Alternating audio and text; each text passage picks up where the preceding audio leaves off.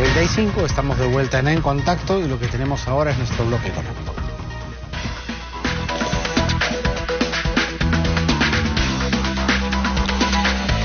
A ver, un tema que nos preocupa es la magnitud de gente que se está quedando sin empleo o sin ingresos. Hay miles de empresas, decenas de miles de empresas para ser exactos, que están tentando ante el Ministerio de Trabajo la suspensión perfecta. Son casi 30.000, en realidad, las empresas que están en esta situación de pedir al Ministerio que les autorice la suspensión perfecta porque la empresa no da para más, está al borde de la insolvencia. ¿Cómo avanzan estas solicitudes? ¿Cuál es el trámite? ¿A quiénes afecta? ¿Cuáles son las condiciones? Porque hay también condiciones para llevarla a cabo. Todos esos temas los vamos a tratar el día de hoy con César Puntreano, que es profesor de ESAN. César, ¿qué tal? Muy buenas tardes. Muy buenas tardes, Juan Carlos. Qué gusto saludarte. ¿Qué tal, César? La última vez que revisé las cifras eran 26.000 las empresas. Supongo que al día de hoy ha aumentado las que están pidiendo suspensión perfecta. Sin duda, al 5 de junio, según declaraciones de la propia ministra de Trabajo, hablábamos de 28.000 empresas. Yo me imagino que en estos días debe haber subido el número porque es bastante, digamos, intenso el pedido, ¿no? Y más del 80% es además empresas pequeñas, ¿no?, que tienen 10 o menos trabajadores. Efectivamente, más del 80% está entre 1 y 10 trabajadores, que son normalmente microempresas, estas empresas que están entre lo formal y lo informal, ¿no?, las que tienen ahora una economía de subsistencia, que si no les dan la suspensión, prácticamente quiebran. Claro, que no hay... ¿Y cómo van los trámites? ¿Cuántas están aprobando? ¿Cómo es el trámite y las condiciones, César? Explícanoslo bien, por favor. Claro que sí. A ver, cualquier empresa no puede recurrir a la suspensión perfecta de labor. La ley lo que dice es que primero el empleador debe tratar de negociar con los trabajadores algunas medidas menos dolorosas o menos gravosas, como por ejemplo mandar a la gente de vacaciones, rebajar sueldos, rebajar horas de trabajo, o sea, tratar de que la suspensión perfecta sea la última medida. Para ir a la suspensión, dice la norma, o bien se hace porque la empresa, digamos, operativamente no puede seguir dando licencias con goce de haberes, porque, por ejemplo, su personal trabaja durante 3 turnos al día y no tendrían cómo recuperar esas horas, o porque la empresa tiene una afectación económica. Entonces, esas son las razones para recurrir a la suspensión perfecta.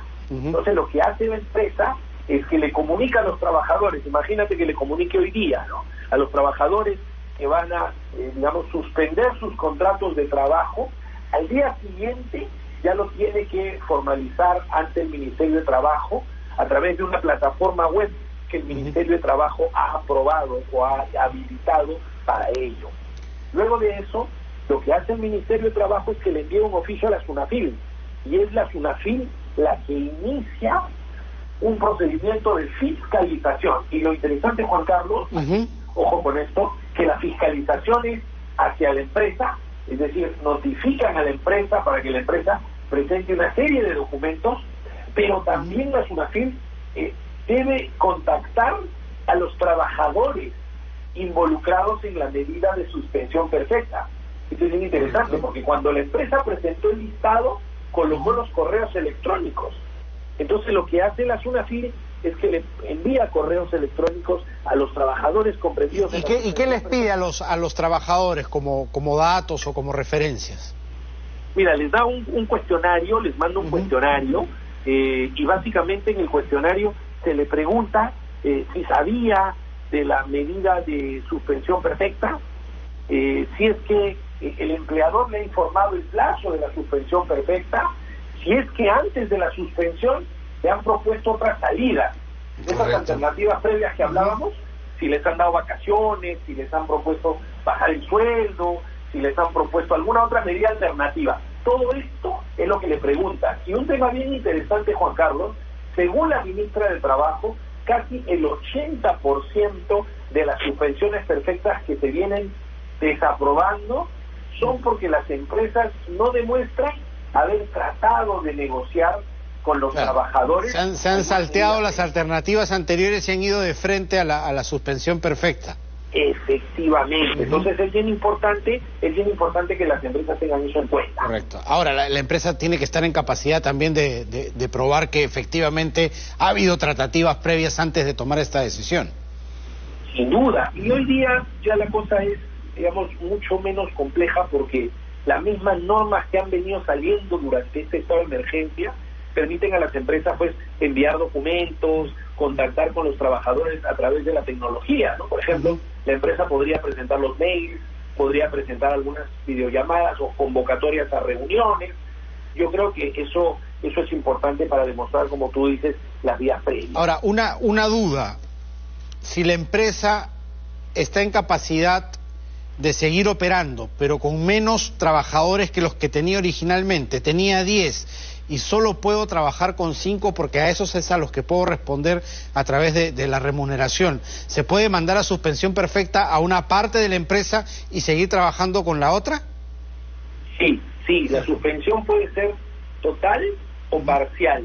Correcto. Pero es bien importante ahí tener una razón objetiva, ¿no? ¿Por qué mando a esta persona y no mando a la otra?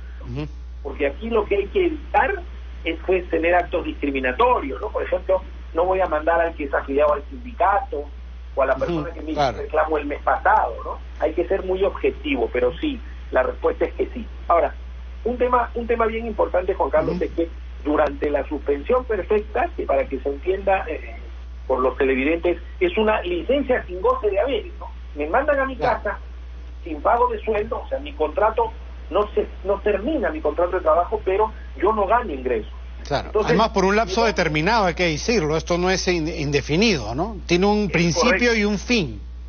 Es correcto. El fin se ha extendido hasta 30 días después de terminada la emergencia sanitaria, es decir, hasta el 7 de octubre del 2020 se puede, digamos...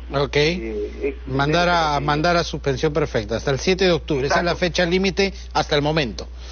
Exactamente. Ahora, lo interesante, comentaba, es que hay algunas medidas que buscan, digamos, dentro de todo, aliviar este tiempo durante el cual el trabajador va a estar sin ingresos. Por ejemplo, como se ve en la diapositiva que tienes, se dice que el trabajador, si bien no recibe remuneración, no se generan beneficios laborales, pero sí puede retirar su CTS de la cuenta en el banco hasta por un sueldo por cada mes de suspensión. Y si se trata de trabajadores de microempresas, que eran las que tú bien comentabas, y son la mayoría que se han acogido a la suspensión perfecta, el gobierno ha dispuesto que se pague un subsidio de 760 soles a esos trabajadores hasta por 3 meses. Y adicionalmente la persona puede retirar 2.000 soles de su fondo de la AFP.